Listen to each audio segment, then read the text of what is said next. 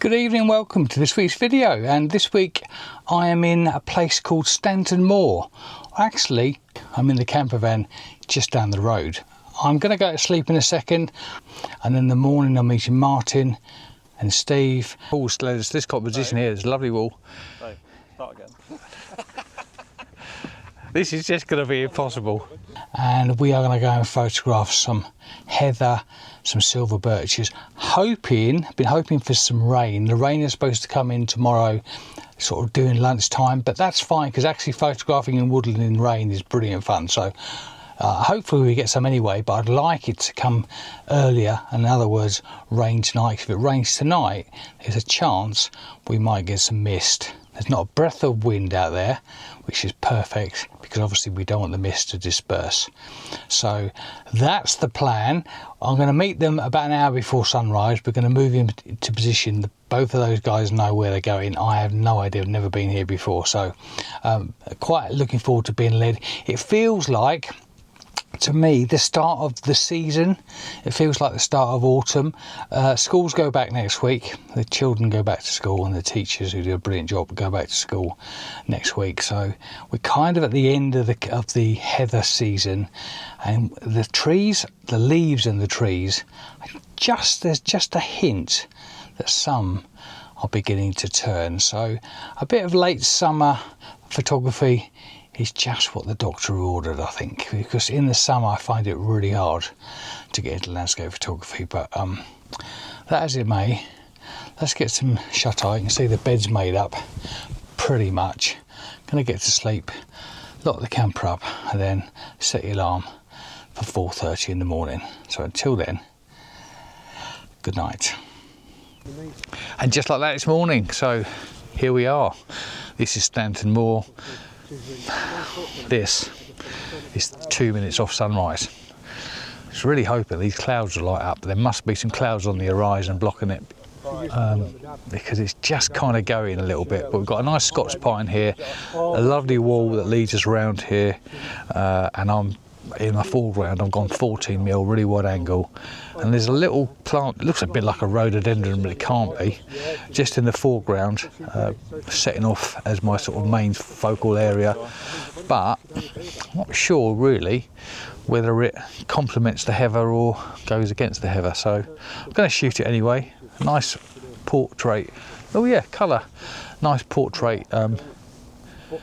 Portrait image coming up here. I'm just sorry, I'm distracted by the colour to the other side here. I'm hoping for some colour in this this sky here. That's what we need. And over there, just further out of shot, well, you can see it actually. Probably not. Maybe it's gone kind of nice red colour, which I was hoping we might get there. We still might. Yeah. Anyway. There's the composition, leading line, wall rolling off into the distance, into sunrise, Scots pine on the left, heather in full bloom in the foreground. What's not to like? Let's shoot this, put it on the screen and see what you think.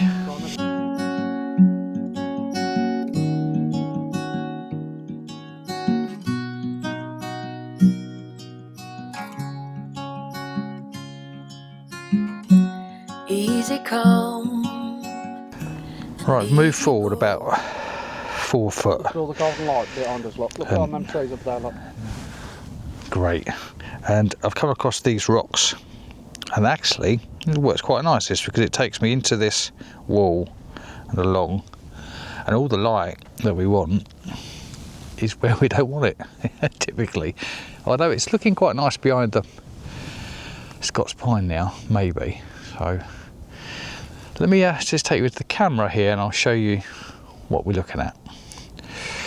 Right, so this is the composition.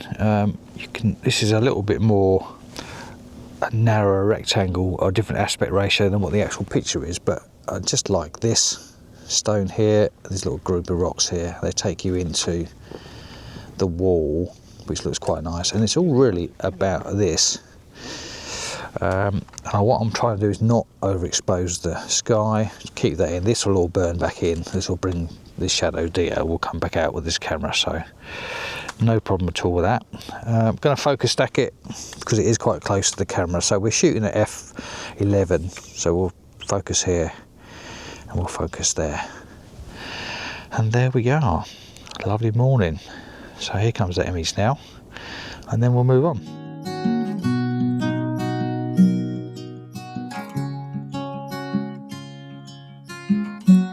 Easy come and easy go.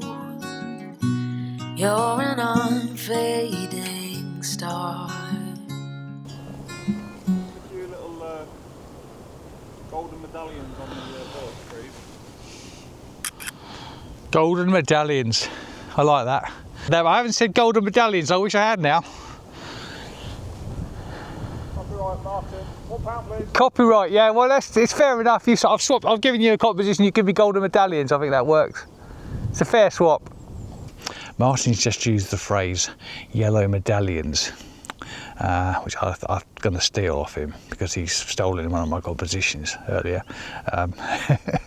And he's right. The silver birches are mostly green, but there are the odd yellow medallion, golden medallions. The trees, the leaves have just started to turn yellow, which just gives this a little bit of a kick.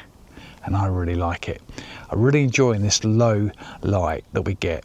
And the further on we get into winter, the longer the light stays low like this. The light doesn't get that high, which is why, as landscape photographers and woodland photographers, we always prefer the winter, autumn, early spring months to summer. Great, let's go and see what else we can find. Okay, I just want to talk to you about this shot. Maybe not the best, but it's an interesting shot nonetheless for two reasons. First of all, this is a stone circle, and I have learned over the years the thing not to do with stone circles is to get close with an ultra wide angle. That's what I've always done. What that does though is puts the rocks out so far, they're spaced out so far away from each other, it doesn't look anything like a stone circle. The way to photograph stone circles, in my opinion, is to get back as far as you can and telephoto, which is counterintuitive almost. So I've done that here, got right back, there's a little clump of bracken and then some light hitting the silver birches, and it was the light on the silver birches which actually attracted me to the shot to start with. Then I realised there was a stone circle as well, which is kind of a little bit extra. The other interesting thing about this is that it's on a slope, and if I use the spirit level in the camera, everything looks slopey. So I'm actually going to take the spirit level off the display and just do it by eye and not worry about having a straight horizon, because you can't see the horizon anyway. But I think obviously if I display this picture at an angle, it's going to look odd. Let me show you what I mean. Right, so this is with the spirit level, look. So if I were to straighten that up, we get that. Not too bad, I suppose, but there seems to me, it seems to be, it needs to be almost like that to look right. If I put the display back on again, you see that's miles out. So I'm going to shoot this way. The plan is to crop out the sky, probably, although the sky looks dark enough that I could potentially darken it down a little bit. But it's all about the light on these trees here and this stone circle here. Obviously the foreground, the rest of it's boring, so if I were to crop it kind of like that, it would kind of work, I think. Boom.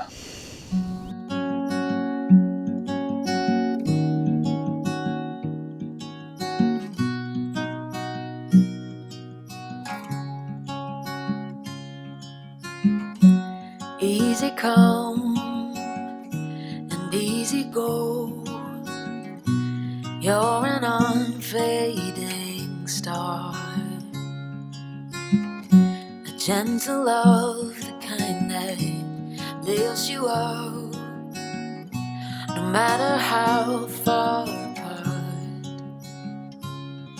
I guess you could call it chance, but we know it's more than that. It's like we've always known, that set in stone.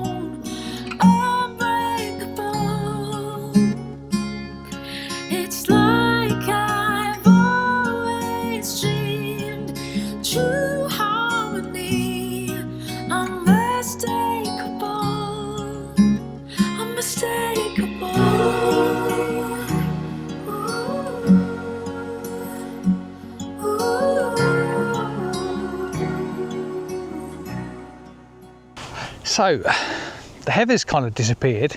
I mean, it's still here, we're just nowhere near it. I'm in this lovely silver birch bit of woodland though, which is beautiful. And this low summer, late summer, early autumn light is just trickling through here, and it's making some really lovely compositions. I think there's definitely one behind me I need to work on. I've just been wandering about, as you've seen. Did a little bit of stuff with the drone, wandered around, and I'm just following the light and going to things that attract me. And once you're there, and it's the light that makes the image often. I've seemed to have lost a stick on my drone. I've been using it in follow mode, but also you can use that, and there's different things that you can stick in there, I guess, that'll make it work. It's in the bag somewhere, but it's probably fallen down the back of some kind of holder, so I've been using it anyway. But what you should do with these, if you use a DJI drone, is just store them where they're supposed to be stored. Lesson there, because I know that way I wouldn't lose them. I have got spares anyway, but we'll find that later on. Right, let's have a look behind me, see if I can find a composition, and if I can, I'll show you what I'm looking at. Through each night we'll keep burning bright. I'm so just lost the light again, but I think this composition works. It's literally centimeters either way. I kind of can either make it or spoil it. The problem I've got is I've got a silver birch tree just to the left of the composition. I want to be as telephoto as I can. I might get a little bit closer because that will allow me to get more of the scene in, and then it's all about separation. And there are so many trees in this picture, but the light along the side of them is lovely. They're all beautiful trees. In fact, the light looks really nice there. Let's just focus this up while I'm talking to you. Just going to grab that. And what looks great in this, and lots of woodland like this at this time of the year, is the background is a kind of a mint green. Oh, look at that. The light's really kicking off now. So let's just quickly do that while I'm talking to you. That's well overexposed. F11, 13th of a second. Not sure it's the best composition, but I'm going to grab it while the light's looking good. And there are some lovely silver birches covered in moss, some trees, some medallions, some heather, a little bit of gorse. Just quite a complicated scene, so actually composition is going to be very important, and looking for that overlap, looking for things to be separated off. I can sort of hide things behind other trees, and I can see that by just rocking, but there's a really lovely silver birch I want to get in as well. So this kind of might work. Right, let me just get this finely tuned and I'll talk to you about it. Right, we've got this sorted out. Let me take you into the camera and I'll talk you through this composition. Right, this is the composition that I'm looking at, and as you saw a little bit earlier, there's a tree to the left which I managed to cut out now. What I like about this composition is lots of elements. I like this tree, which is curls in this way, which counteracts this tree, which goes in that way, so you've got this kind of working. The background here, this colour in here looks lovely. There's some little silver birches just catching the light there, which I really like. I like the shadows, they're creating a nice pattern. This little bit of grass on the front here, and this tree on the left. The only thing I'm not happy with really is this side, so I might end up kind of doing that a little bit. But I think actually that works really well. Might even include the sky in this, because the bits at the top here look really nice. So that's the image.